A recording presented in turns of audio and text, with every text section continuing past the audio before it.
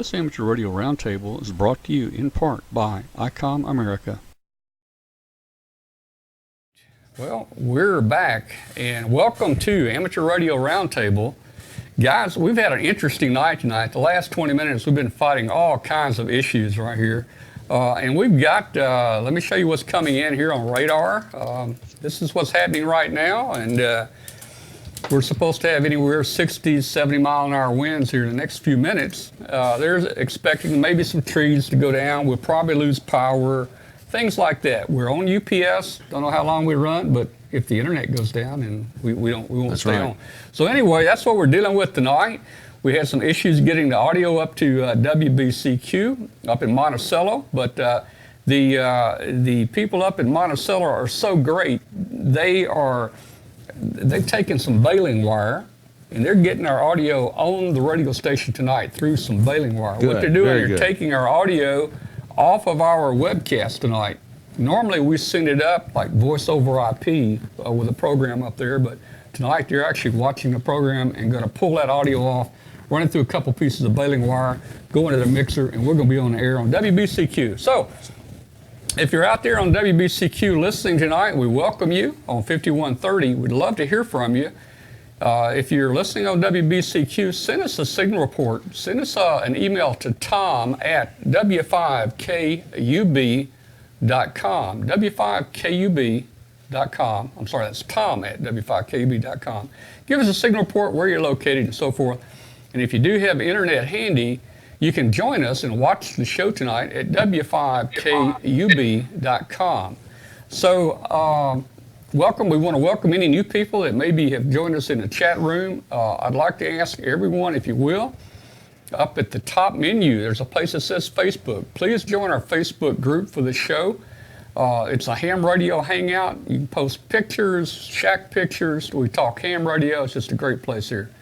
So we're gonna move on now. So let's see. Let's get started here. I'm Tom, W5KUB, and I've got Walter with me here, NR3E. NR3E, good evening. Now Walter may have to jump up. He's on standby to fly an A300 tonight, but so far he has not been called, so he's feeling lucky tonight. So far, so good. He's feeling lucky, so maybe he won't get pulled out. Plus, I wouldn't want to fly in this 70 mile an hour wind. I don't really want to either. Hopefully not. Okay.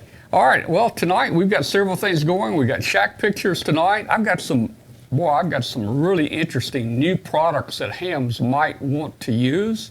I'm going to show those to you in a few minutes. We've got Dave Casler, Ask Dave, on with us again tonight. We've got Joe Eisenberg, K0NEB, with us.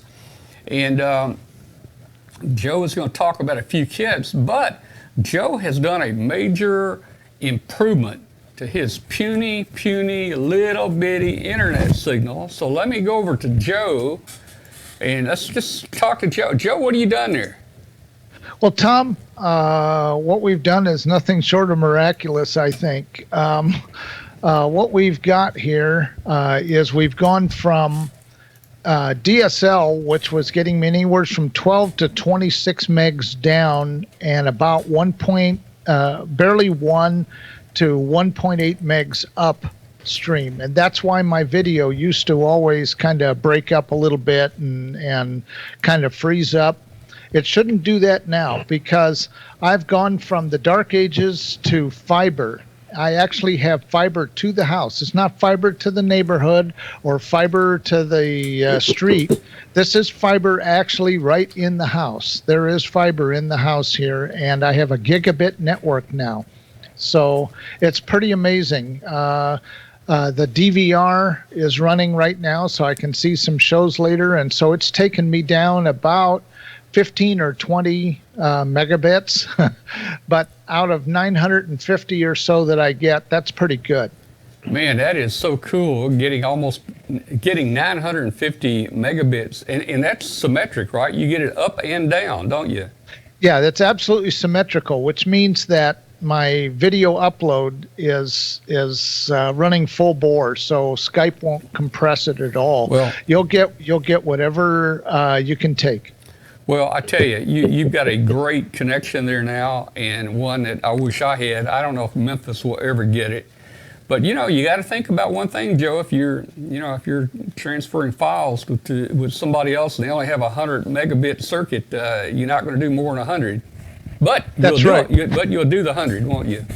Yeah, and the other problem that you'll see is that some websites won't put out as much either. So some websites download very quickly. Now, I was able to download, and it wasn't a torrent, it was a Linux distro that was 1.9 gigabytes, and it took me right around 30 seconds to do it.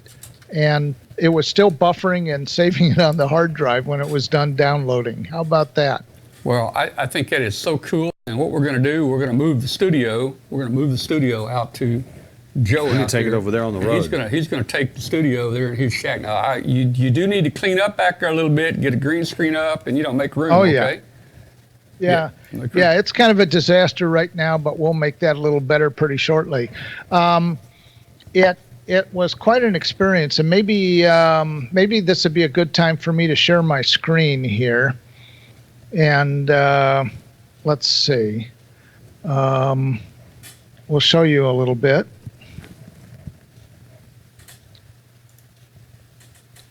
Okay, are you seeing that? Yeah, I'm seeing it. Yep. Okay, that was my download and upload a little bit ago. So we're looking at quite a throughput here. Well, yeah. The reason it's not really a gig is because you have overhead in your router and your switches and so forth. And I'm 2 switches deep in the network. The DVR and the entertainment stuff is on the first switch, and that's hooked right to the router. And then there's a cable from that goes to the downstairs network, which we're on right now. So we will take the browser down, and let's see here. It's not letting me do what I want to do. Let's see here. For some reason, it's not letting me get to my files, and I don't know why. That's probably because that's probably because you got such high speed now. You're gonna have to upgrade your computer to a $5,000 computer. You know that. Actually, this is a Core i7 7700. This is pretty new, also 7th generation Core i7. So maybe we'll stop sharing the screen for. Well, no, I got it. Never mind. I had it. Hit here. Let's see here, and we'll open this up and we'll take a look here. This is a view in the backyard that was taken this evening, and you can see the yellow and orange stripes and the red stripes. This is where they have flagged so that they can bury the drop. Right now, the pedestal is up here. You can see it kind of hidden behind the neighbor's fence. And that pedestal serves 6 neighbors, okay? And the fiber itself is running along the top of the fence, tied with zip ties right now, because they did what was called a winter install because the ground is frozen. However, they've determined that mine is okay, and they are going to bury it on Thursday.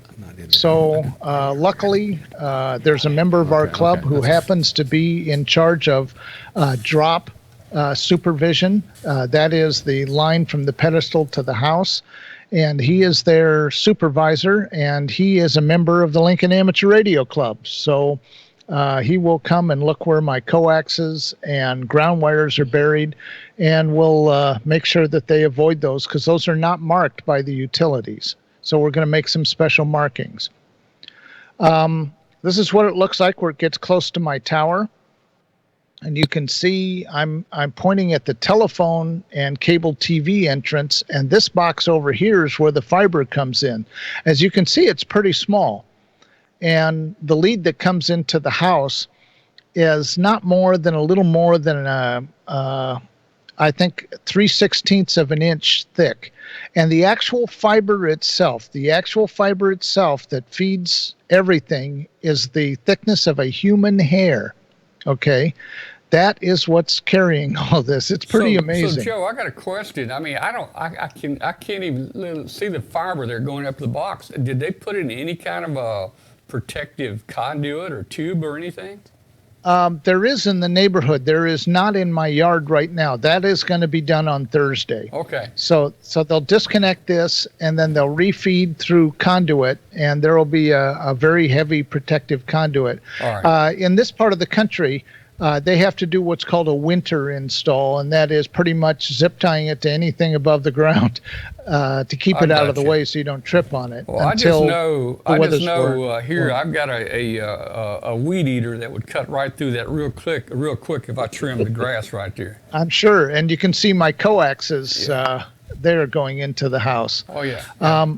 This is what the box looks like, and it has 4 Ethernet outputs, and you'll see 2 RJ11 jacks, and that's so you could have as many as 2 landline phones coming out of it. I just have 1 that's coming out of that. It was not plugged in at the time because this was shot while they were just plugging it in and tacking down the wires and so forth. I kind of stuck my head in there and took a quick picture. Right.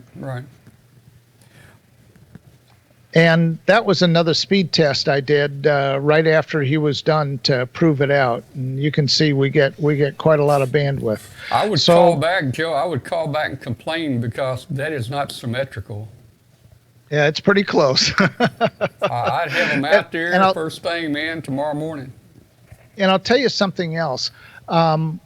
As internet providers go, this one is based in Nebraska. I think their head office is in Imperial, Nebraska, about 200 and some miles away, because they started out as a small town provider that would go into a small city that might have a couple of thousand people, and within a month or so, they'd bury fiber to every house and business in that town, and then they'd be on fiber, and woe is the phone company and cable company when they do that, because not only is it faster, I'm paying $30 a month less than what I did for my phone, internet, and cable. Well, I'm real jealous there. Hey, Joe, let me make just a quick announcement here again about the show tonight. The show is kind of different tonight than normal.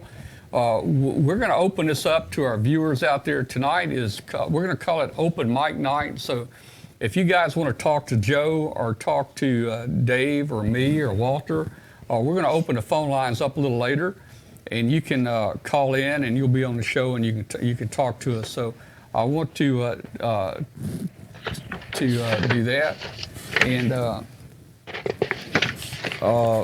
we're working through so many issues right now, guys.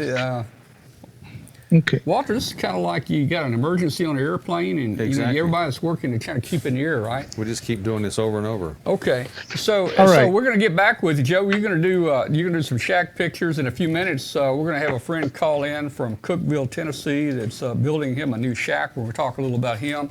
We're going to get Dave in here too, and then I'm going to show these new products, and we're just have a good time tonight. So Joe, what kind of kits you got for us tonight?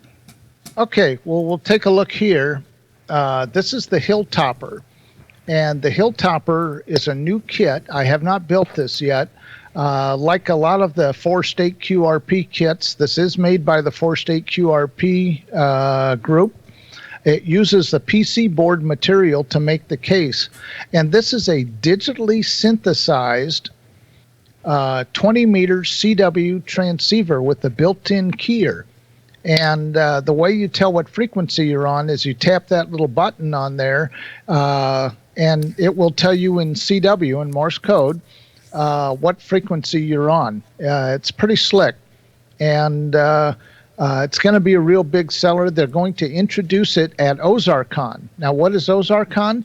It is the annual convention of the 4-state QRP group, who now makes up more kits than any other QRP club in the world.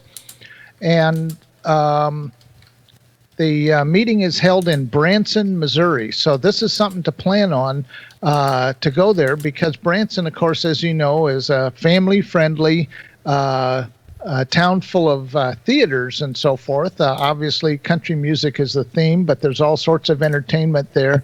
So it's kind of the entertainment capital of that area, and there's Table Rock Lake and lots of neat attractions to see, Silver Dollar City, and ride the ducks and take the train ride and all sorts of stuff. It's a great place to go. And we will be there actually on Thursday night. It starts on Friday, and we'll do a group kit build. We're going to do a Cricket 30-meter CW transceiver as a group kit build there. And then Saturday is all-day seminars. We have 168 people coming and at least that many door prizes. So maybe I'll win something this year. Last 2 years I haven't, so we'll see, Tom. Well, maybe you will. And here we go. This is another brand new 4-state QRP kit. This is the SSB mite, and what it is it's an SSB audio filter. And you say, well, doesn't your radio already have that? Well, a lot of radios do, but this is a little unique. This one has a very sharp high cutoff and a notch that's just above where your voice should be, so that if there's a heterodyne or something, if you can tune it to be just above, it'll get rid of that annoying whine and yet keep the voice sounding great. It's about a $25 kit.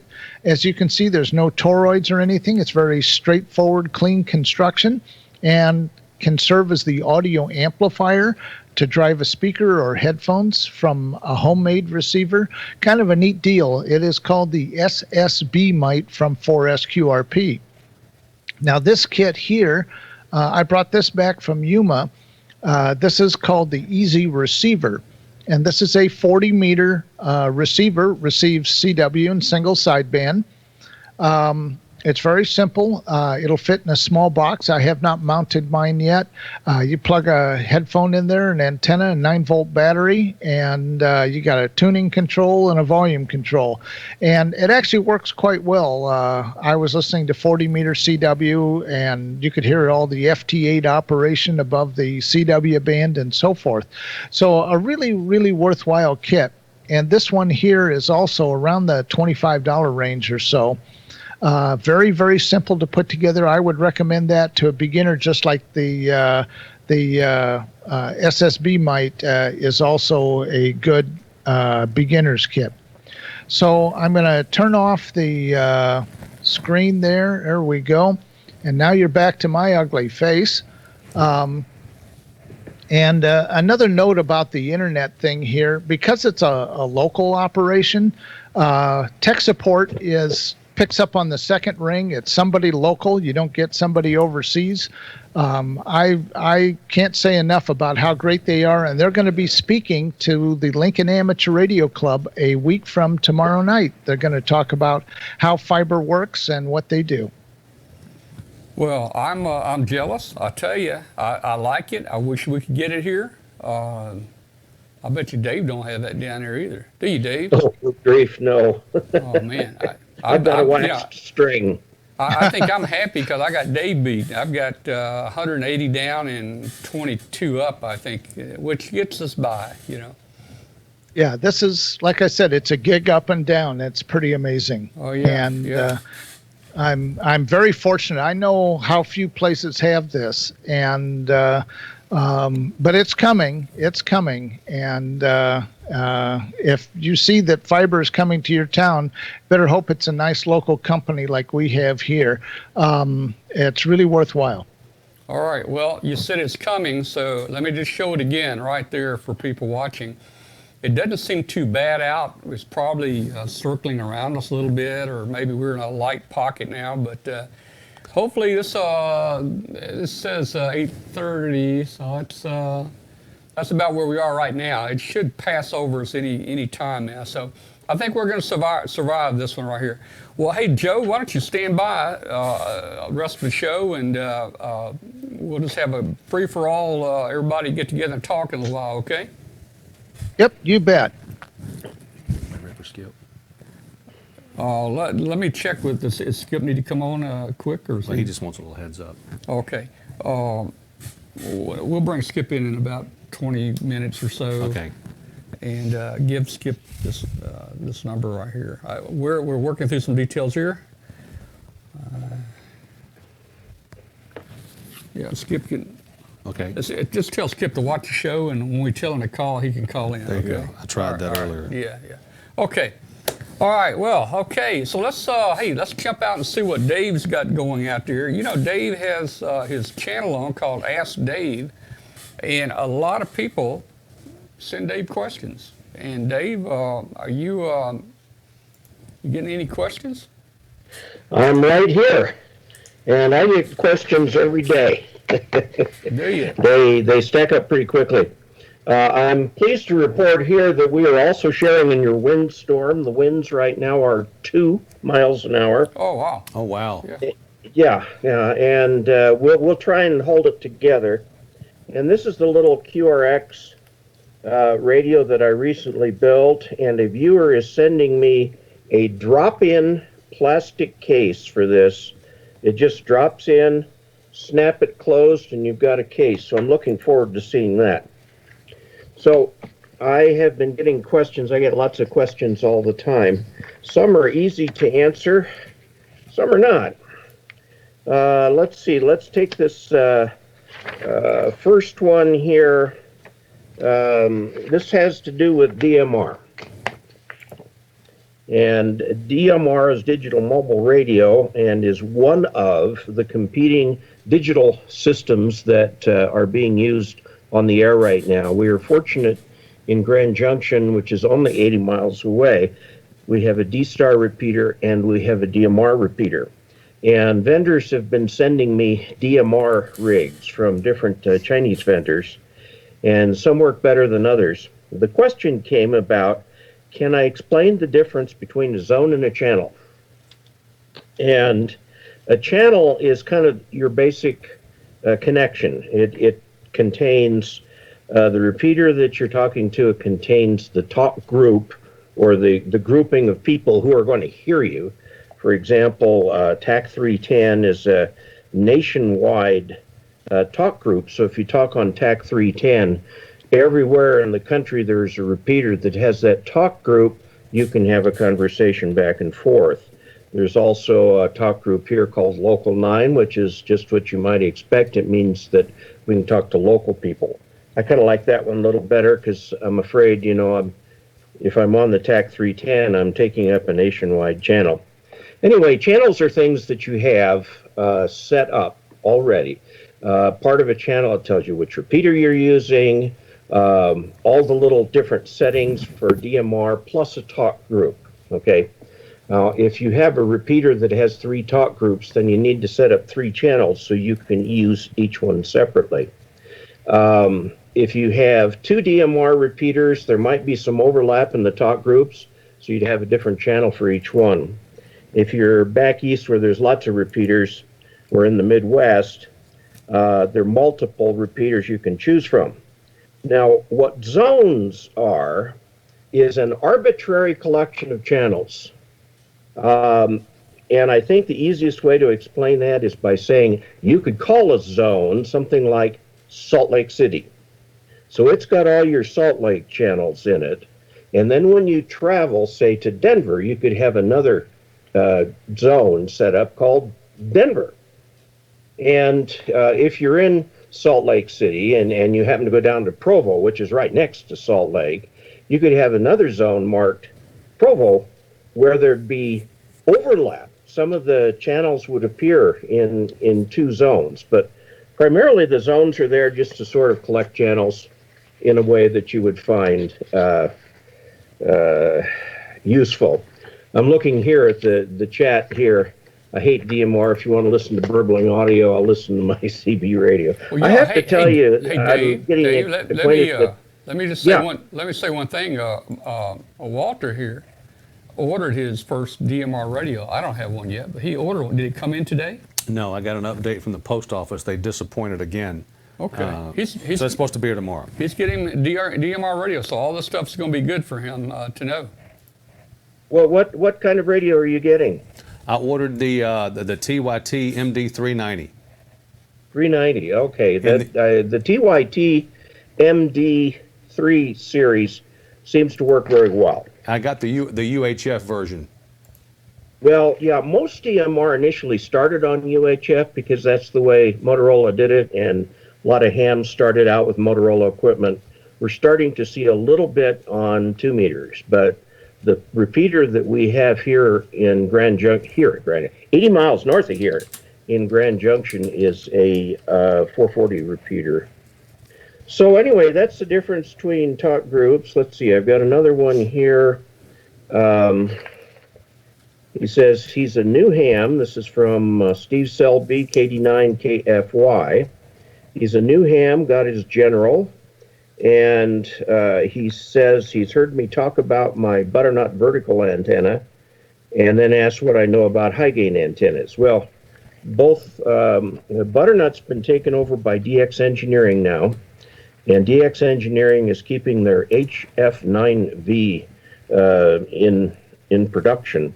It's a 9-band vertical, 80 through 6, and it's got all the WARC bands on it. One of the problems with it is ground mounted and has radios. You must have radios with that antenna. I found in having it that about 30 radials was sort of minimal. I mean, it really needs the radials, and then it works quite well. It's a stinker to tune, but my wife and I worked together on it and got it tuned up pretty well. It works really well. It's a very expensive antenna, about $650. And then the high gain, of course, is one of the MFJ brands. High gain and Cushcraft, both, who used to be competing antenna companies, are now both MFJ brands. And MFJ has kept those brands alive. My very first antenna was a high gain 14 AVQ, which happens to still be for sale. It's a, let's see, 80, 40. 14 AVQ was 40 up. 40, right. Yeah. 40, 20, 15 and 10 or something like 40, that. Anyway, 20, I had it to 15 work and really 10. well. Yeah. It's another antenna that requires radials. By the way, these ground-mounted antennas can be mounted up in the air, actually, with fewer radials, but you still need tuned radials. There's another fundamentally different kind of vertical antenna, and these are the electrical half-wave antennas, and they're end-fed.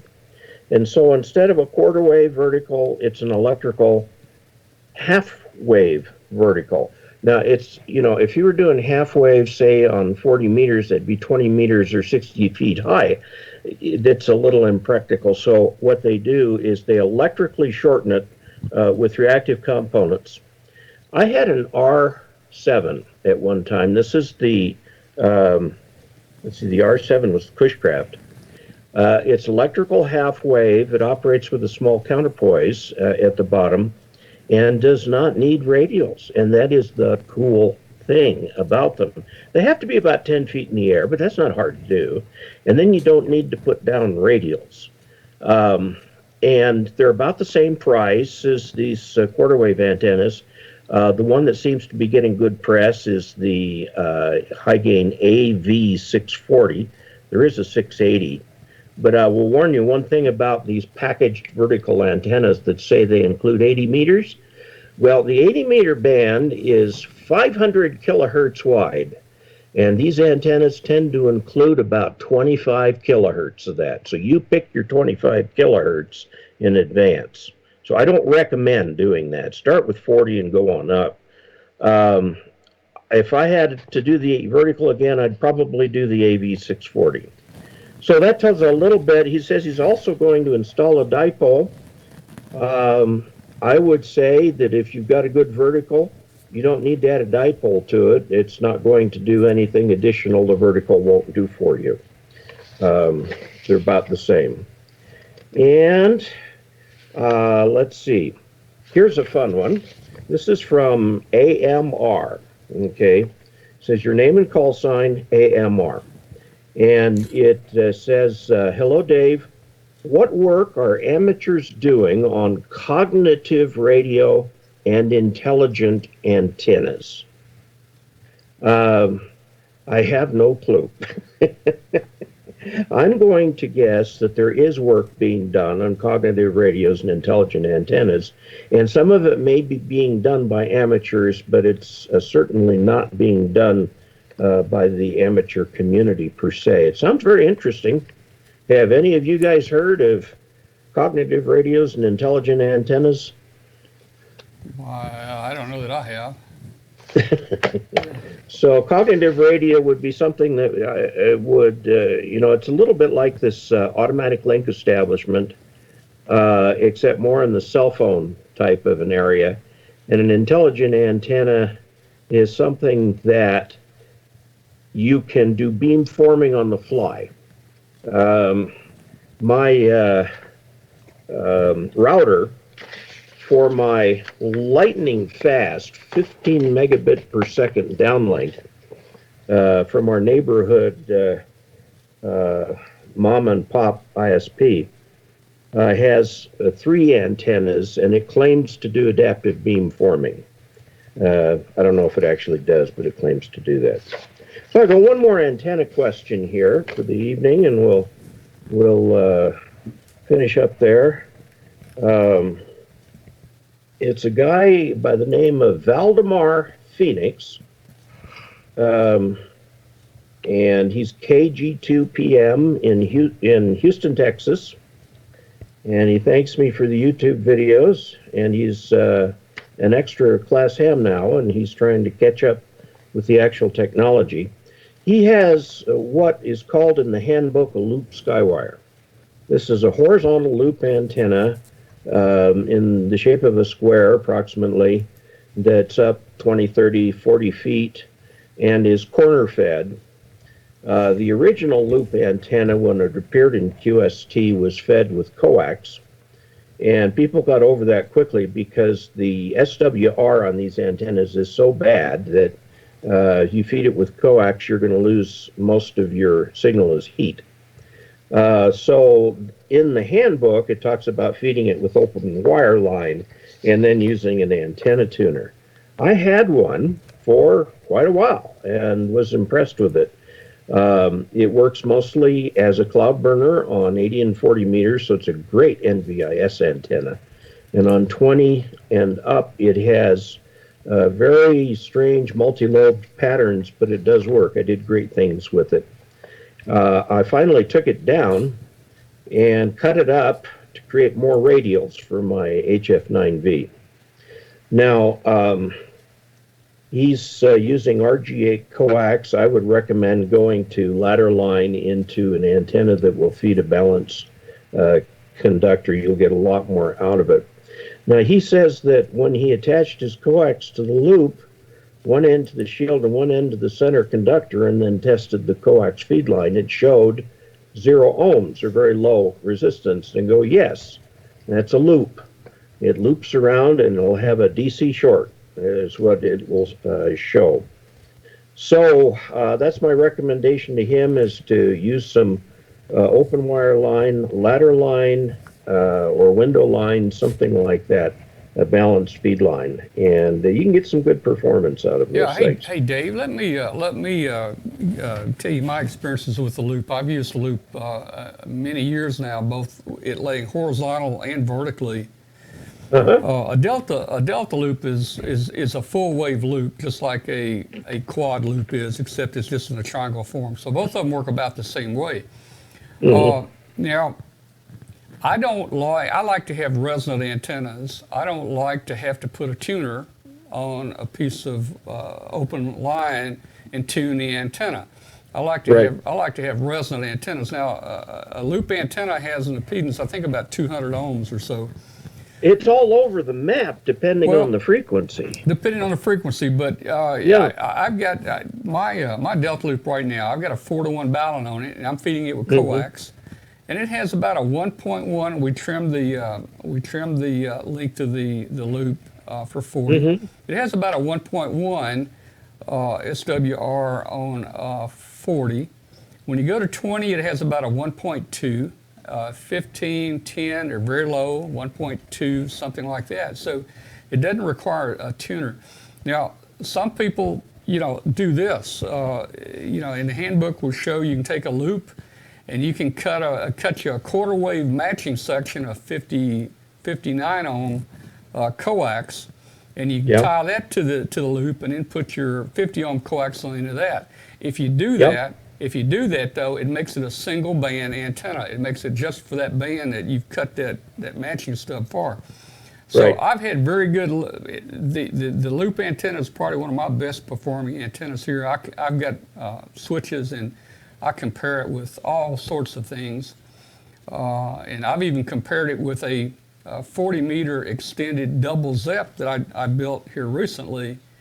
The 40-meter double extended ZEP is Walter helped me put it up. It's 172 feet long for 40 meters.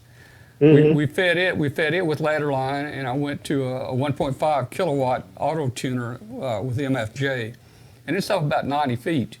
And I tell you, that antenna does not work any better than the Delta Loop. No, it doesn't. That I've got up there feeding it with the coaxial Is your valve. Delta Loop vertical or horizontal? Now I've got this one standing vertical. That gives me Okay. that gives me horizontal radiation on it. Yeah, that should work really well for you. I think the verticals work a lot better than the horizontal loops. Yeah, I think so too. So I've had them both ways, and I love the loop antennas. Yeah, I don't think you can beat them. The thing is, just like a lot of people will tell you, hey, throw up some wire, hook it up. You're gonna make contacts on it. If you don't have another antenna. I had a guy yesterday. This was yesterday's question. Yeah. He says he's got 6 acres and lots of wire. What does he do for an antenna? And I said, well, you get out your handbook and look up a rhombic. Yeah. And you try yourself a rhombic. I says, that's a whole different class of antenna. That's a traveling wave antenna. But boy, do those have gain. So if he's got 6 acres, go ahead and try one. Oh, yeah. So that's what's going on out here on the Pacific side of the Rockies. I'm trying to put together a video for tomorrow on a couple DMR radios, and I'm sitting here, been sitting here all day trying to think of some nice words that I could put in that wouldn't be lies. So in other words, I got 2 that you can't go into a video and say, hey, you don't want this radio. You got to say, under these circumstances, this radio might be good for you, but it's an awful tiny set of circumstances, but I'll see what I can come up with. Well, you're going to be burning the midnight oil tonight if things due tomorrow, so. Well, good luck putting all that together. Hey, let me just say one thing. Let me say one thing about the extended double ZEP I did. Basically, I'm just an antenna experimenter, and I like to try different things. And the extended double ZEP is supposed to have a lot more gain. The extended double ZEP is actually a 5/8 wavelength on each side, which is a 1 1/4 wavelength long. That's why it's so long. So I've got a friend down in Texas. I think he's in the chat room, W5MEU, down in Odessa, Texas. He's using a double ZEP. And of course, our friend on the show here, Martin Jew, he uses the extended double ZEP. So I wanted to go with the longest one, Sure, and that's what you got. So I went with the longest extended double ZEP, and anyway, got a little experience with it. We built it. Well, hey, Dave, thanks so much for answering those questions. Stick around on here. We're going to open the show up in a little while. It might get crazy in a little while. Okie-doke. All right, so guys, everybody stand by. I'll be back with you in about 1 minute. Communicate with the best. Communicating has never been so much fun than with ICOM. From D-Star to SDR, ICOM uses the most advanced technology in their radios. The SDR you've asked for is here. ICOM's new 7610 is a high-performance RMDR with the ability to pick out the faintest of signals, even in the presence of stronger adjacent signals. The new ICOM IC7610 is a direct sampling, software-defined radio that will change the world's definition of an SDR transceiver. It has an independent dual receiver with 110 dB RMDR. Communicate with a new D-Star communications device. Easy to operate, the ID31A Plus is available in silver, red, or gold. With it, you have worldwide digital communications. You can share pictures and text messages. It's waterproof, compact, lightweight, and tough. Visit www.icomamerica.com/amateur for more information on ICOM radios. Guys, we're back here. Walter, you have a question for Joe? Yeah, there were 2 questions that I saw go by. One, on that first kit you showed that was boxed, housed in that PCP board, what was the cost of that kit? And also, the easy receiver, I believe you called it, the 40 meter, what was the real name and where'd you get that one? Actually, that is the real name, the Easy Receiver, and that comes from kits.com. And it's around $25, I think, somewhere's in that range, $25 or $30, somewhere's like that. And the first question again was... the first kit that you showed, the one in the PCB board box.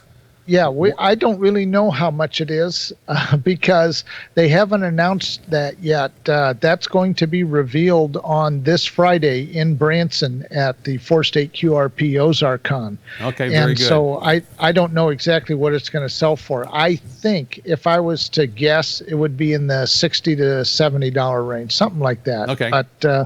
But that'll all be announced Friday, and then after Ozarkon, I'll come on here and I'll be putting all these kits together for the magazine, and I'll be able to show you all about them. Very good. Thank you, sir. All right, cool. Okay, hey, we're going to do shack pictures in a minute. I got 3 shack pictures. Then we're going to bring in a few minutes, we're going to bring in a friend of mine that retired from FedEx and moved to Cookeville, and we're going to show you the shack he's building. But we've got a segment right now. This is about some very special tools that amateur radio operators can use, and you probably haven't seen them before. So let me pull a couple of them up here. First of all, you guys probably, I don't know. Hey, this is an electric screwdriver. Now I don't know if you. This is the small one right here, but Walter, take that right there and plug that in, and we'll show people how it works. This is not like the battery power. This is industrial grade right here. So plug that in right there. Look at that. Look at that thing go, man. Look at it. Now, they forgot to put a switch. They forgot to unplug it, please. There you go. Okay. You can flip this little button here. All right, plug it back in. It'll go backwards, won't it? It will. Yeah. It'll ratchet the screw out backwards. It goes backwards. All right, go ahead and unplug it. There you go. All right. So, you might think, okay, this thing does have some good uses right here. This is for really fine. You can change the tips out right here, but this is really cool. Now I want to show you something else. If you have bigger jobs, now I can't demo this one, but this one right here is 220. Now I don't have a 220 in here.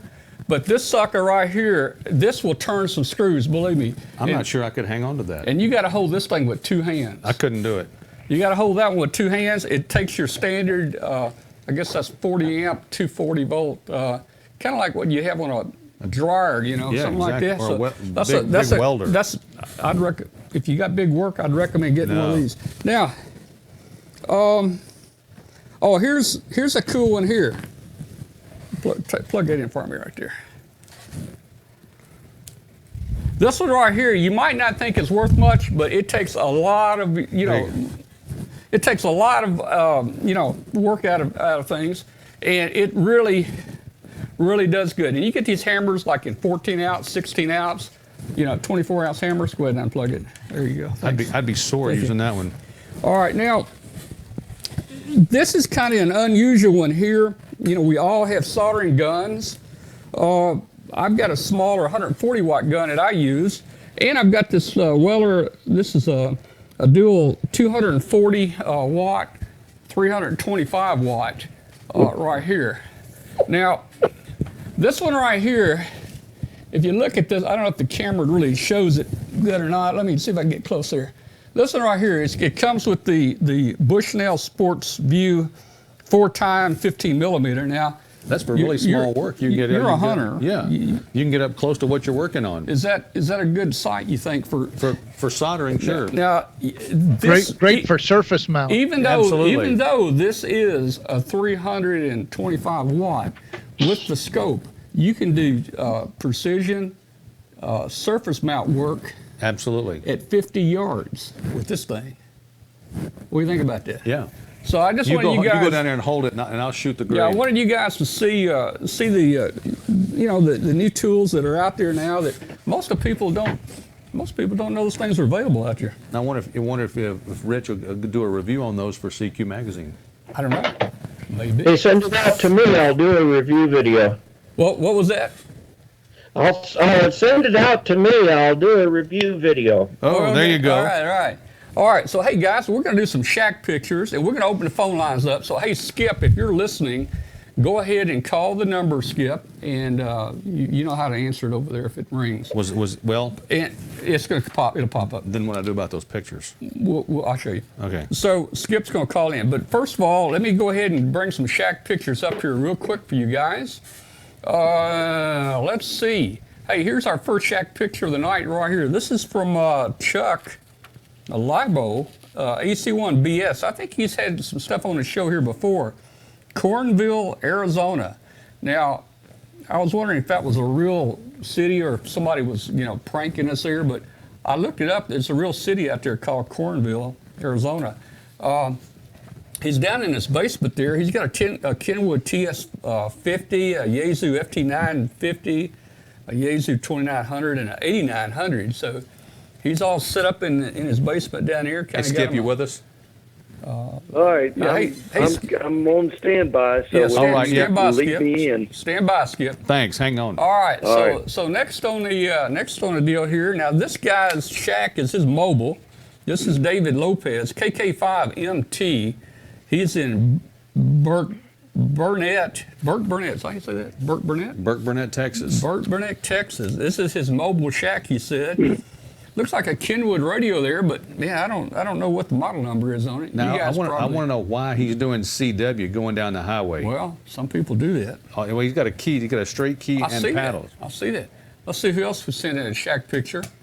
Here's one here from Scott KD5JX. He's in Granger, Texas.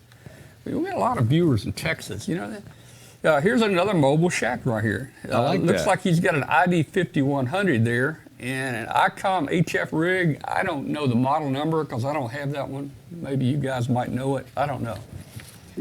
Now, I'm going to go to one. I know this person personally here. This is Skip Morris, K5FC. He's in Cookeville, Tennessee. He used to live here, locally here in our area. And Skip worked for FedEx like I did, and he retired. And he's built him a new home out in Cookeville, Tennessee, where he can put up, like 4,000 or 5,000 foot towers. I think that's what he's working on. He can build him a big ham shack and all that. But he's got 12 operating positions. That's his new shack he's building.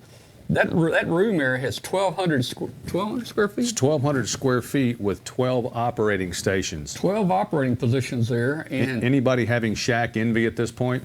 And let me tell you, he has Johnson, Drake, Collins there. He's a big collector of those radios, and he's refurbished them. And we've got Skip on the phone. Hello, Skip. Can you hear me? Hey, Tom and Walter, are you copying me okay on the phone, all right? I'm copying you. You're about 10 over S9 on the phone. Over. All right. Tom, it's nice to hear from you again, and it's been a while. And, we came over here in July out of Memphis. And, it took me a few weeks to start getting stuff unpacked and putting this all together. And the first thing was to identify where everything was. And then I had to build these tables to set stuff up. But as you say, we've got 12 operating stations. I'm going to walk through here and kind of identify some of this stuff. I've got a great Skip, you sent us some pictures. I don't know what order, but we're going to show them and maybe just kind of describe them, and then you can tell us whatever you want to, okay? So here's... Yeah, okay, I'm watching, so go ahead. Okay, now it may be delayed a little bit if you're watching, but anyway, this looks like some Collins gear at a desk. All right, that's a Collins KWM2 line, and this came from NASA. It was sent to me from Fort Lauderdale down in Miami, and this was the NASA's KWM2 station at the launch pad over there where they used back, during the space side, and it's full operational with a 30L1, and I've got a full Collins S line that will mount above that one as well, which was the last S line that was built on the line. Well, that is cool, and especially since it came from NASA. Yeah. This is a very nice collector's item, and and I've had it now for, well, when I was in Memphis, I've had it for about 4 years, maybe something like that, and it really it's nice, and it runs with the. I've got a 30S1 over here on the side, where I can use it as well. All right, let me pull up another picture. Walter, you want to try to get the next one here? See if let's see what it is. You maybe you can go the other way. Come back over here. I think it changed. All right, this looks like some Swan equipment. Okay, I'm waiting. I'm not seeing it'll be there in about 20 seconds. Okay. But this is looks like 2 layers of Swan on a disc. Swan? Swan. Oh, you must be looking at the. I'm sorry. No. This is Drake. The Drake side. Okay. Here are 2 Drake C-line stations, and there's also 2 TR4C. There's one TR4CW up here, and a TR4C, and I just alternate between them. All of this stuff is restored by myself and also by Ron Baker, WB4HFN, who actually lives just north of me in Byrdstown, Tennessee, about an hour's drive. Ron does all the Drake restoration and work on the stuff, and this stuff is all just primo, and it's wonderful. I use it all the time, even on CW. I work mostly CW guys, everybody. Yeah. Okay. Walter, those blue lights that you have in the meters and stuff there, is that the LED?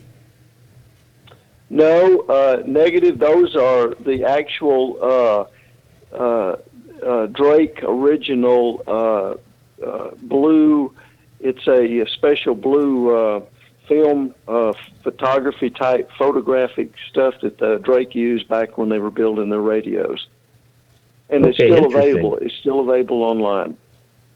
Thanks.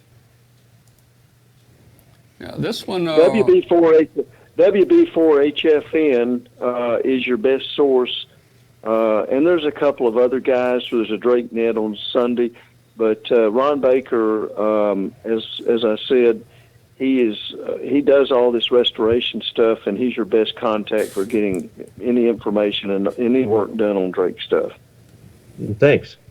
I'm looking at. I see a bird watt meter setting on top of. Is this some old Collins stuff there? What is? I don't know. All right, guys. Here's what you're looking at here. This is very unique. There on the left is the Viking Valiant, which was built in about 1956. Next to that is a Collins 75A4. Same vintage, 56, and on the right is a Viking Ranger, and on the right is another Viking or a Collins 75A4. All of this stuff was not restored by myself, but it was sent up to Virginia, and it was all done by W0YVA, and he did this for me, and it took about 4 years for me to get this done. Up there, it took that long to get it back, and it was very, very, very expensive.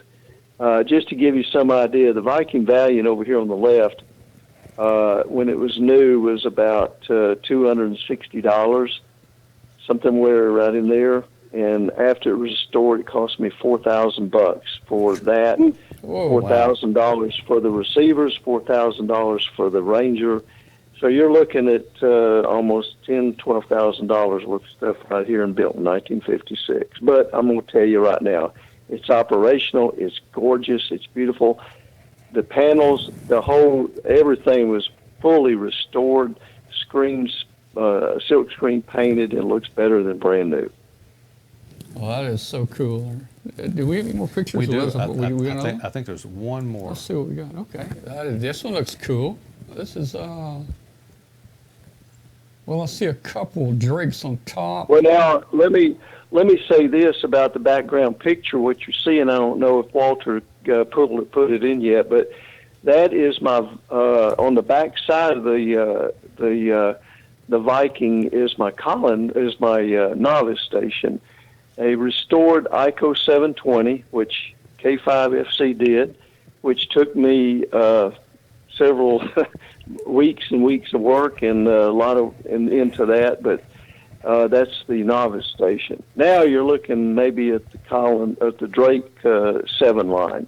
Yeah.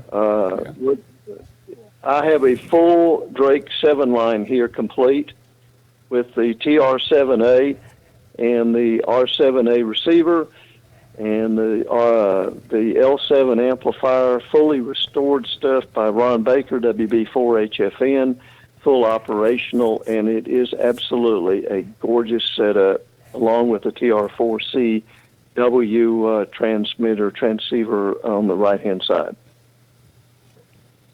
Amazing. That is gorgeous stuff, Skip. Skip, you moved and left us. I feel sad that you moved out of town. You moved so far away. How far is Cookeville? It's about 150 miles or so? Or how far is it? No, it's more than that. It's an hour east of Nashville. Oh, that's right. Okay. And Tom, it's Cookeville is it's from Memphis. We're at mile marker on Interstate 40. We're at mile marker 285. Yeah. We go by there, and we've got friends that live over there too in Cookeville. Hey, so you got you a nice yard there, and how many towers are you going to put up? Tom, we've got. I've already started two towers we put up back in the fall. I got them started. I got the bases set. I've got one. These are Ron 45s. I've got 30 feet on one set, and the other one is 20 feet set. And then this summer, we'll be putting up one tower at 90 feet, 90, and the other tower maybe about 70 or 80 feet, which I'll have a 40 meter 40 meter Yagi on one tower, and then on the other tower will be a full spectrum tower. Not sure yet what I'm gonna put up there on that tower. Yeah. Well, man, hey, it's looking good, and you've got you a whole brand new 1,200 square foot ham shack down here. The lighting looks beautiful.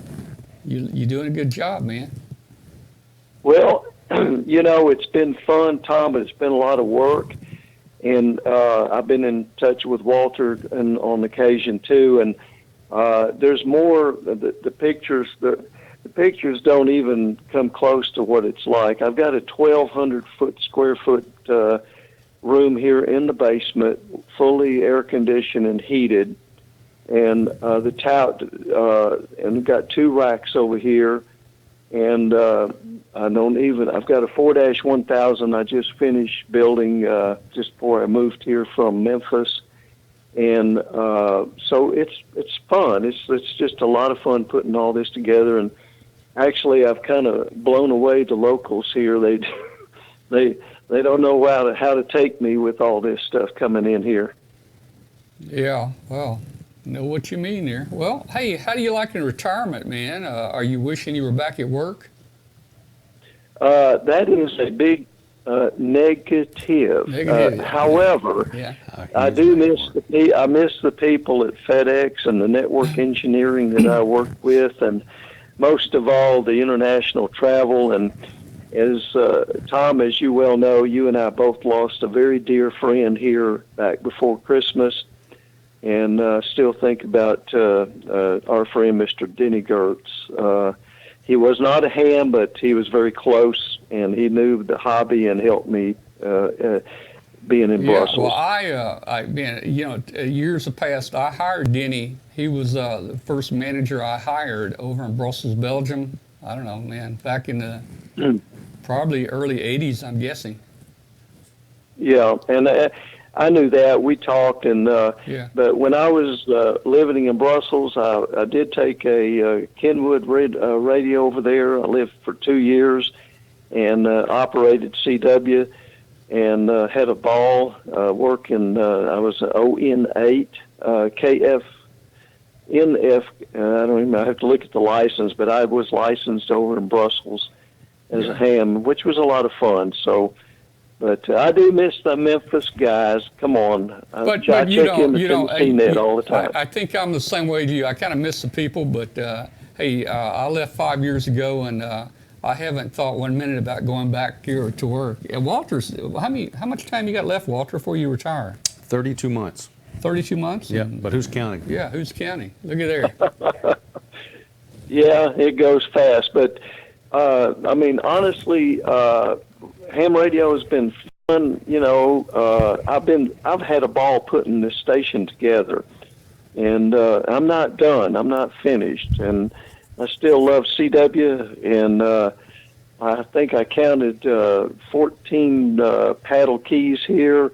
And I know you mentioned that Martin Jew may be on the call tonight. And I'm going to tell you, the MFJ keyers that I've had here and using, they've been great. I've got several of them, and I'm going to purchase some more. So, Martin, if you're on the site tonight, hey, you've put out a good product, and I appreciate it. Thank you very much. And you actually had a good friend when I lived in Mississippi down in Hernando with Kilowatt 5 Victor, Walter Hopper, and he passed away several years ago, but you've put out a good product. Thank you, Martin. All right. Well, Skip, thanks so much for calling in and showing us this shack that you're putting together down here. It's really, really nice, man. Isn't that neat? I'd love to get to see that thing. Hey, we're going to, Skip, we're going to go ahead and open the phone line up for other people just to call in. Nothing majorly scheduled, any long-winded presentations tonight, so we're just going to kind of open mic night it tonight, you know.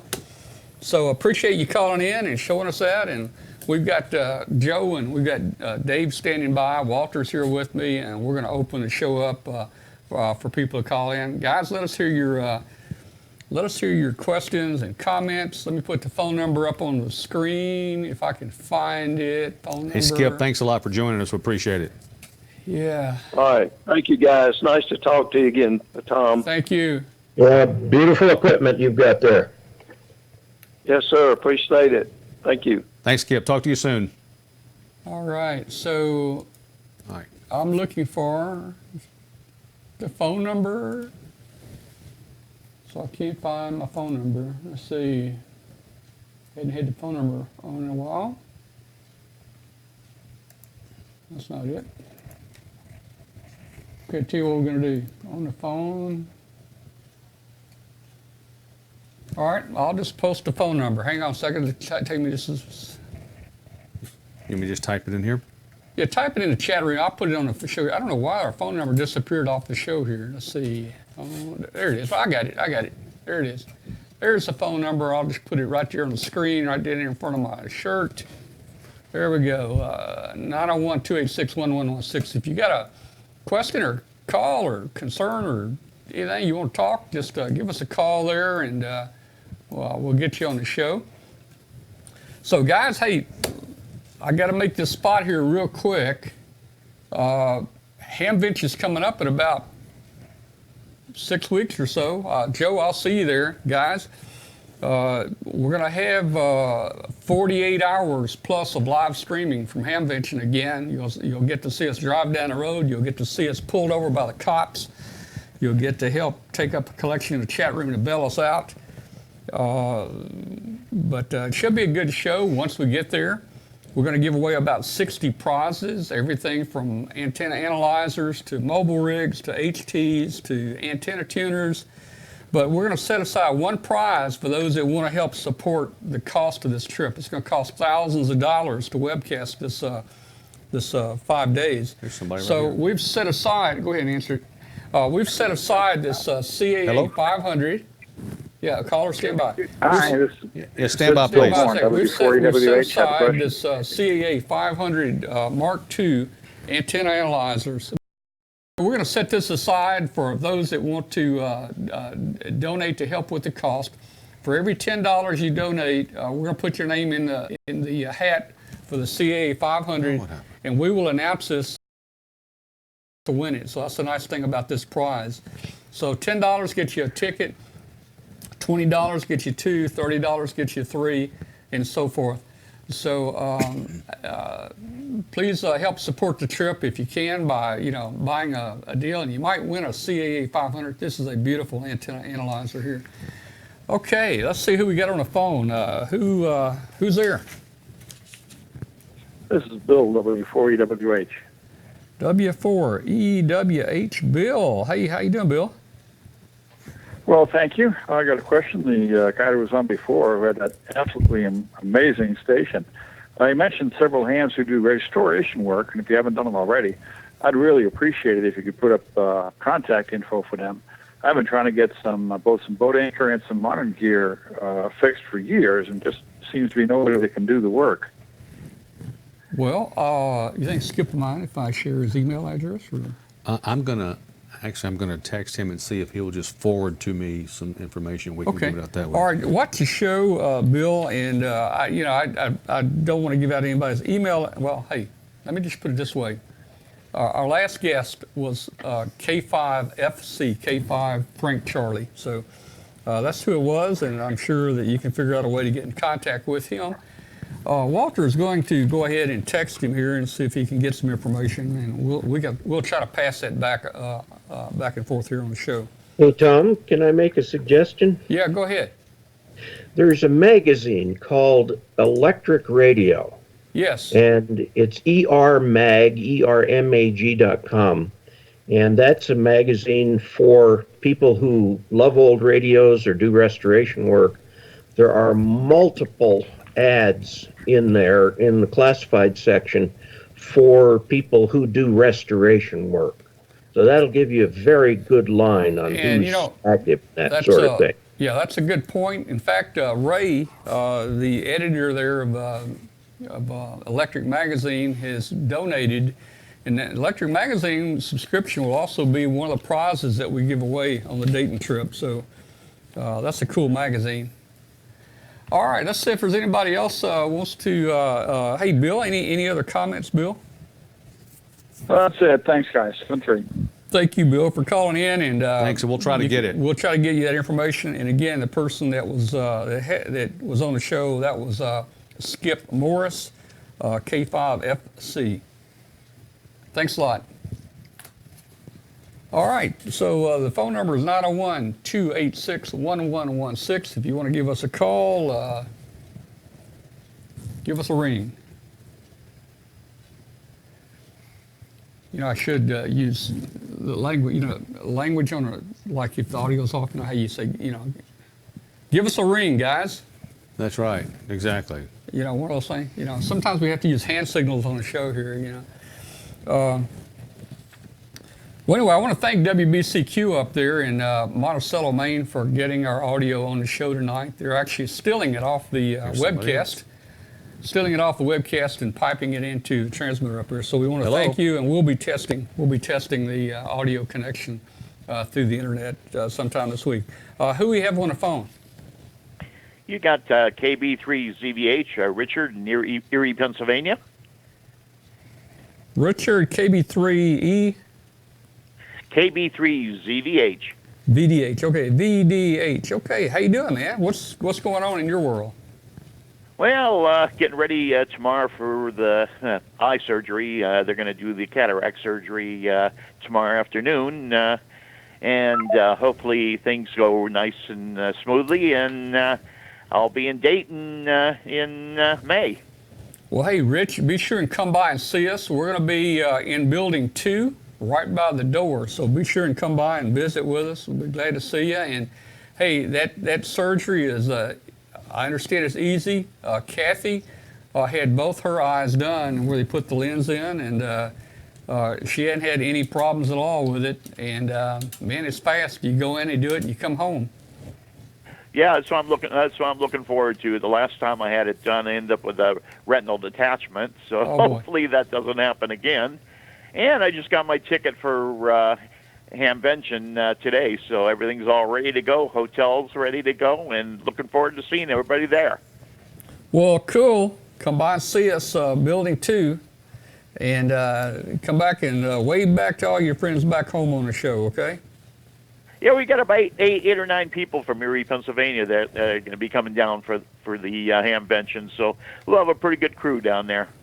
All right, great, man. Hey, appreciate your call. Thank you. Well, good luck on your surgery.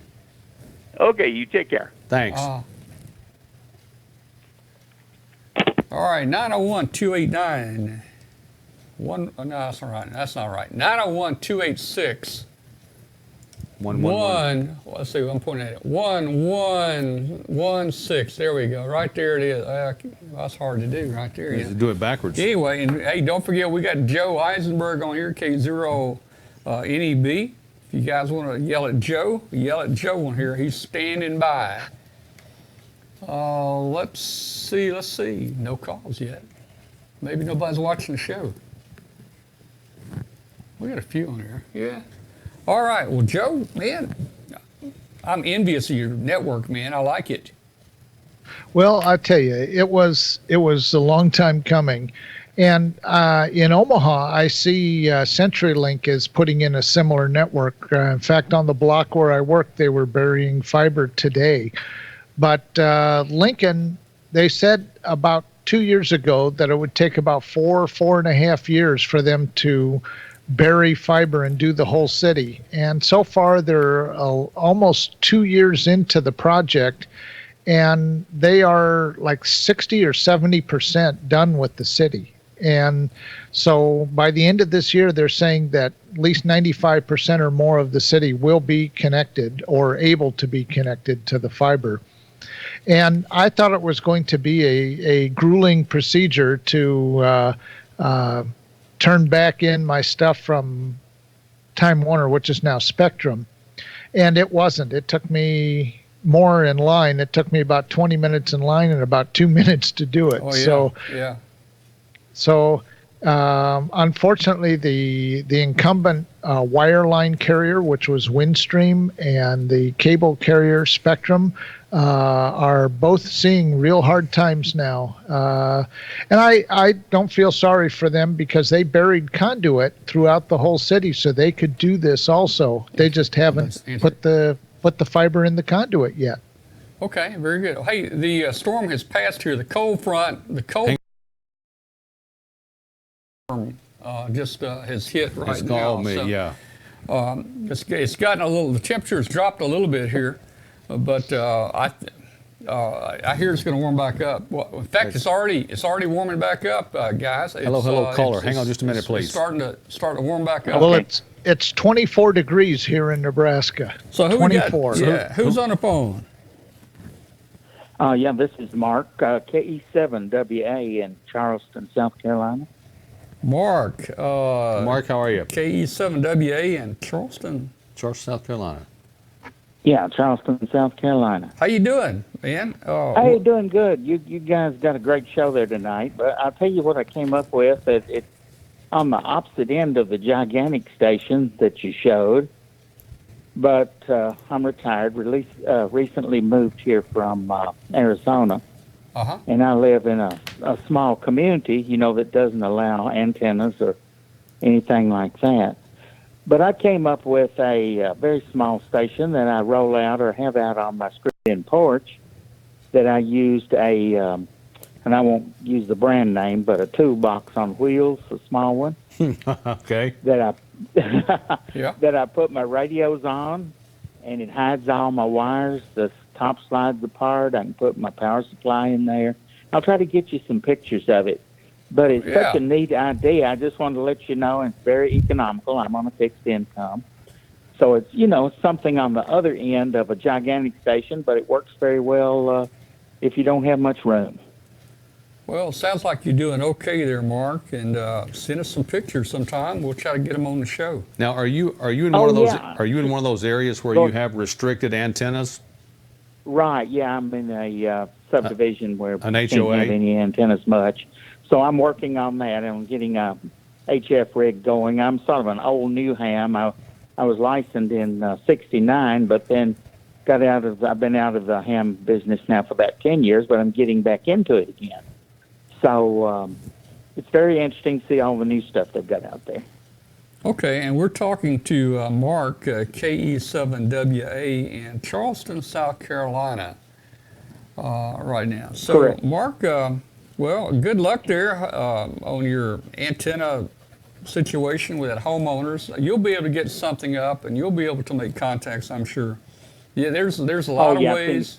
There's a lot of ways to put hidden antennas up and make them work. Very small wire into a tree or your balcony.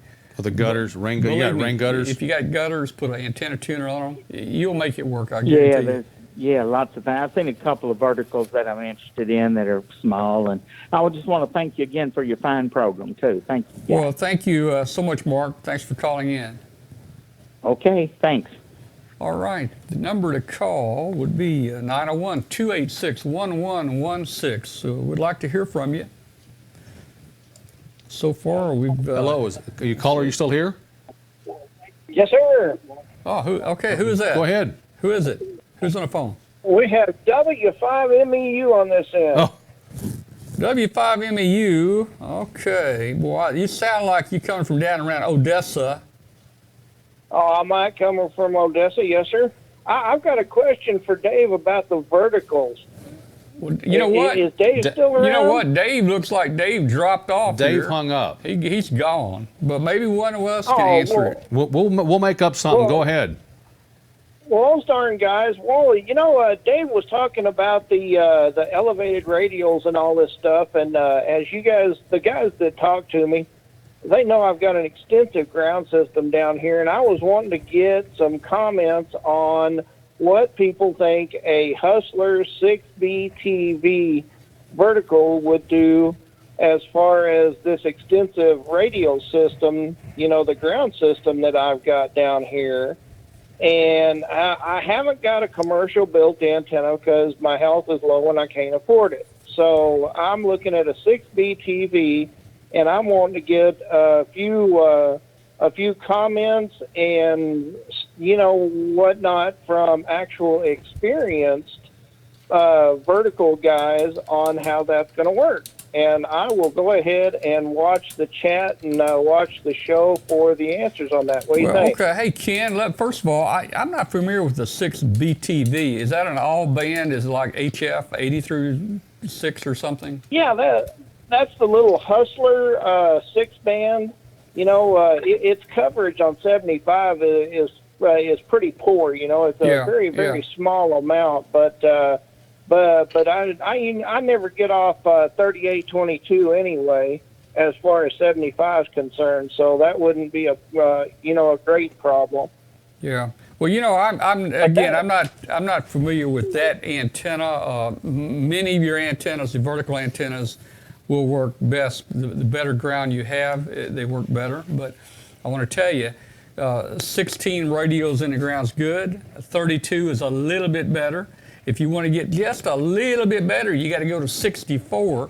And then if you want just a little bit better, you got to go to 128. So it gets to a point where adding radios, just doesn't do a whole lot. But a lot of the vertical antennas. As you guys know, I've got a quarter of an acre here that's covered with wire mesh. Oh yeah, that would do great, And somebody made a comment about a half-wave antenna. How do you feed it? Now, one thing about a half-wave antenna, it does not require a ground radio system. A half-wave is a half-wave, and if you think about it, a quarter-wave vertical or a quarter-wave antenna, you got to have that other half of the antenna, and basically you do that with a ground plane, either the ground or something, or radials. And that's what I'm using on 160. Well, of course, you and I have talked extensively on the air. Yeah. And I was also going to make the comment, my 40 meter is the extended double ZEP at 53 feet. Okay, cool. It's got 10.2 dB of gain, which at about 1,300 watts gives me an effective radiated power of a little over 9,000 watts. Well, I know I can hear you here in Memphis area with my radio turned off. So it's doing good, Ken. It's doing real good. But no, I was just wanting to get some opinions. Dave's a very educated person on the radio, on the verticals and whatnot. And my only education on the vertical stuff is from broadcast engineering. Everything is either a quarter or 5/8 vertical. Yeah. And I've got the vertical on 160, but I was wondering about the 6BTV. I mean, that thing's only like, 24 feet tall. So it's going to be a very bad compromise on 40 and 160 especially. It will be. It'll be a compromise on those lower bands for sure. Well, you know, I had at one time, I had an 18 AVQ vertical, but I gave it away to a new ham. But I've had tri-band beams up before. I actually gave my tri-bander away here a couple years ago. So all I use is wire antennas now. I do a lot of experimenting with wire, and I tell you, if you're going to buy an antenna, you need to buy something that's got the aluminum in it and the coils. And I mean, those are much harder to home make and construct. But if you're going to buy something like a G5, I've had a direct copy of the M squared. Collinear that they call a Vulcan warship. You know, that great big giant thing that M squared made here several years ago. I've had copies of that. I mean, I wasn't that impressed with the big aluminum, especially on HF. I mean, it's just a lot better to make a wire antenna. So the thing, but I don't know. I was just curious on his ideas on that 6BT. Yeah, well, the thing I was going to say, Ken, about the wire antennas, I probably would never buy a wire antenna from anybody, like a G5 RV or a dipole or an off-center fed or any of those antennas, because there's nothing to them. You can, get you some wired coax and you can build your own. And there's one I've got. I mean, I've got actual transmitting twin lead coming down from that. I've only got about $3 in this thing, and I see these guys paying $250, $350 for their wire antennas, and I'm like, come on, guys, you can home build that for $12. Okay, all right, Ken. Well, I got another announcement here. Ken, thanks for calling, man. Appreciate it. All right, Tom. See you on the air. All right, 73 to you. Guys. Okay, so if W4EWH is still on, the restoration guy that did Skip's work, his call is W0YVA, W0 Yankee Victor Alpha, W0YVA. He does the restoral, or he did restoral on some of Chip's, some of Skip stuff. Skips. Why don't I say Chips? That's close. Oh man. Well, S and C. There you go. Yeah, they're close. Skip stuff. W0YVA. Okay, guys. We'll take one more call, and then we'll go to Hangout real quick, and then we're out of here. The show turned out better tonight than I thought it was going to be with the storm and all the trouble we had at the beginning there. So, 901-286. I'm going to try this. 901-286-1116. Give us a call. We got a call right there. We have a taker right here. Let's see what we got here. Hello. Hello, who's on the phone? Don Allen, Otisville, KD8 PAX. KD8 PAX. Say, what was your call again, please? Kilo Delta 8 Papa Alpha X-Ray. PAX. Okay. There we go. Thank you. Your name and location. Don Allen, Otisville, Michigan. Okay. And I really enjoyed the show you had on tonight and all your guests, Tom. But what I was really curious about, now you're way south of me, about 70 miles north of me tonight, they got snow. I'm in an area of heavy rain where I'm at, but I know down in Xenia tonight they had 2 tornadoes come down on the ground. I don't know if you've heard anything about that yet or not. I have not. We'll have to check and see if it wiped out the fairgrounds. Oh, no. That would not be good. We may not have a building to be in. It hit, there was a pretty major tornado that hit Xenia a few years ago. I think it went back through in the the early fairgrounds. 70s. I remember that one. Yeah, it went through the fairgrounds here. So, does a tornado Yeah, I just wondered if you'd heard anything about that, because they had 2 come on the ground tonight. Well, maybe a tornado never hits the same place twice. People say lightning never strikes the same place twice, but I would not stand up on a real high pole that it's just hit. But they always go to trailer parks. They do. Yeah. Well, the tornadoes do. Yeah. I tell you what. Time after time. That's true. It seemed like you hit these trailer parks, more often. I don't know. I know it. Okay, I don't want to tie it up with All you right, guys, man. but I really enjoyed the show. I enjoy it every week, so I'll say 73s to all you people there. All right. We'll talk all to you right. again next there, Tom. Okay, Don, and hey, next week, bring 3 people to the show. We're trying to get our attendance built up on the show, so I want you to tell 3 people about it. Okay. Okay, Tom, we'll do that. All right. Thanks. Very good. Thanks for 73. calling. Good night. 73. You guys have a good evening. You wanna Goodbye. answer that one? Just answer that. Okay. Hello, who's on the phone? Charlie Evans, KB0 VFW. KB0 BFW? Yes, sir. Victor Fox Whiskey. VFW. Okay. VFW. Charles. Very good. Hey, Charles, how you doing? Where are you located, Charles? Real good. I'm in Kansas City, Missouri, the same place you sent your Kenwood to Oh, man, 820. man, you're making me smile. I know who you are. I know who you are. Guys. How are you, my friend? Charles bought, oh, man, I'm going to cry. I really feel. Oh, no, don't do that. Charles bought my complete Kenwood TS820 system I had with the matching speaker and a VFO and the antenna tuner and all that stuff. Oh, man. my goodness. I got tears in my eyes right now. I'm serious. I sent that up to Charles in Kansas City. He bought it, and he called me. He took it home and he called me. I sent it FedEx. He said it didn't work. No. I sent it FedEx. It was in 2 big boxes, man. But let me tell you, I had it all double and triple package, But anyway, he took it home and he says, "Tom, you're not gonna believe this. I didn't see this, but it looks like FedEx drove a forklift through it.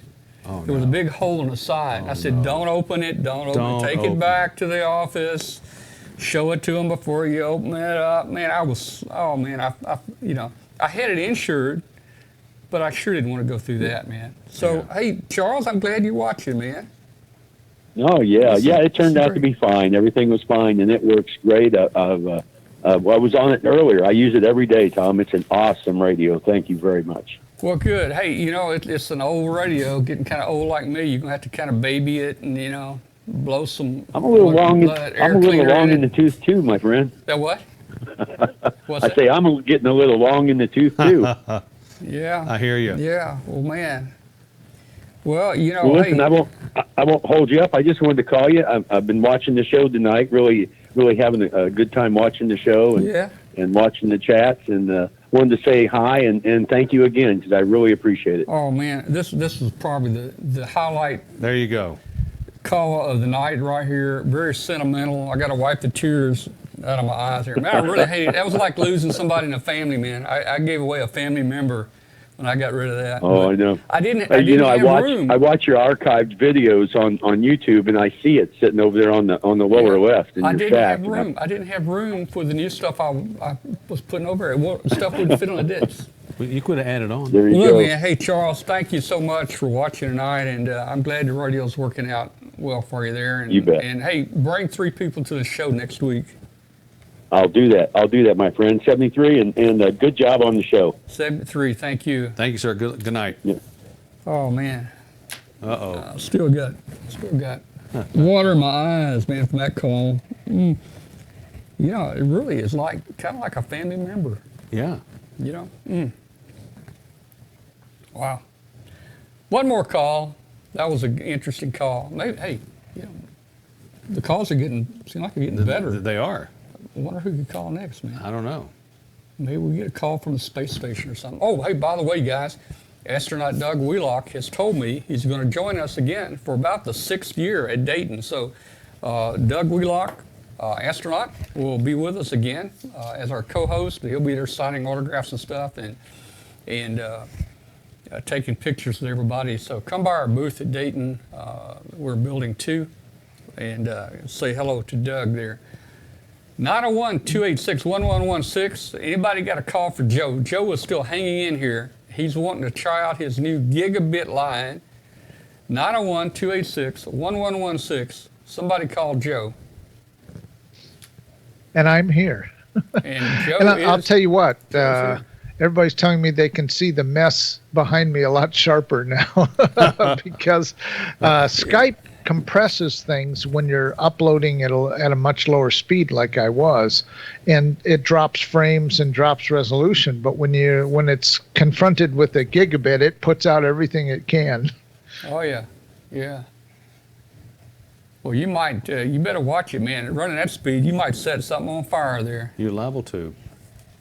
I'll tell you, I really like it. And like I said, who could turn it down if it was cheaper, for my TV and DVR and local phone and everything else. I don't blame you. And it was. At that gigabit, Joe, you know what you could do? You could dig you a trench over to your neighbors' houses on both sides and kind of share that with them, and you can cut your costs down by 2/3. There you go, Doug. Split it with them. Yeah. It's interesting. One of them had mentioned that. He said maybe we can bury an Ethernet between the houses. Well, yeah, or hey, put up a Wi-Fi. I mean, that probably, Actually, the radio club, we do our field day about a distance line of sight of about 3 blocks to the east of me, about a quarter of a mile, in the city park that's right behind me.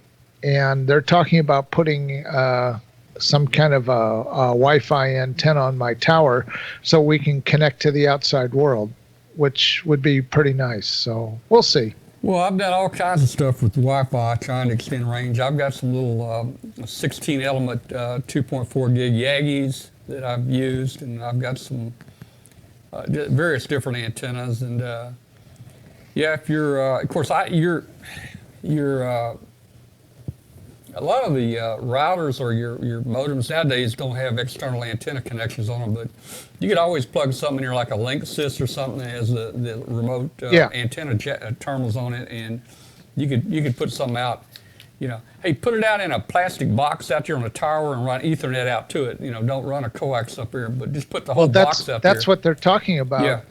They have some kind of outside Wi-Fi antenna that's used for point-to-point Wi-Fi service, and so we might try that point-to-point from my tower to the field day, because I am line of sight to the field day hill. Well, Joe, and I've got Ubiquity makes it, and I've got the Ingenious Wi-Fi points. They're 5 gig. And I can configure one as a client bridge and put the other one on at the modem, and they're good for about 2, 3, 4 miles actually line of sight. So they're very high power. They got 20 dB antennas inside both of them, and you could probably pick you up something like the Ubiquity or the Ingenious pieces of equipment there, and you could probably extend that down to field day. All right. Yeah, we're hoping to do something. No other calls, so we're gonna tell you what, Joe. I'm gonna drop you off. Guys. We're not gonna do hangout tonight. It's late, and we're gonna get off here, and we're gonna call it a night. Let's see. Jeff says he's in hangout, but he's got to go to bed. Okay, go to bed, Jeff. Yeah, I'm not gonna call hangout anyway. All right. Good night, Tom. And 73 is from Lincoln, Nebraska. 73. Good night, 73, everybody. All right, guys. Thanks so much for joining the show. Remember, come see us at Hamvention. Remember, $10. The donate button up at the top of the page. Donate button at the top. You can donate $10 each. For each $10 you donate, put you in a chance for the CAA 500. This is worth about $450. Great antenna analyzer. You can't go wrong with this guy, and we'll announce it on Sunday at noon. We've got the PayPal fix that's working, so give us a shot. We really could use your support. Like I said, we spend thousands of dollars to put on this webcast for you. We don't sell anything. We don't buy anything. I think, at the end of the show, I might run down somewhere and buy $1.50 worth of heat shrink just to say I bought something. There you go. Or maybe come back with a PL259. But we don't buy anything. We don't sell anything. The show is all about you guys. We work really hard. Walter's going to try to go with us this year. And, of course, Walter's a pilot, and he's got to get permission from the airplane people, right? Yeah. And he'll know here in a couple weeks, I guess, probably. Yeah. If he's going to make it, so hopefully he's going to go with us and help us. a lot of work. We're going to put him to work. And come by and see us. Good night, everybody. Thanks a lot for watching tonight. And we'll see you next week.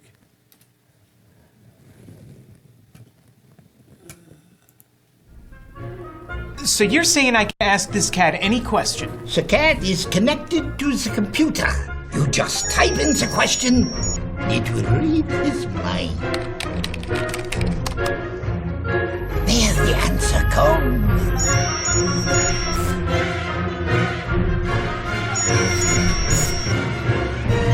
You're the man! I've been looking for this for weeks.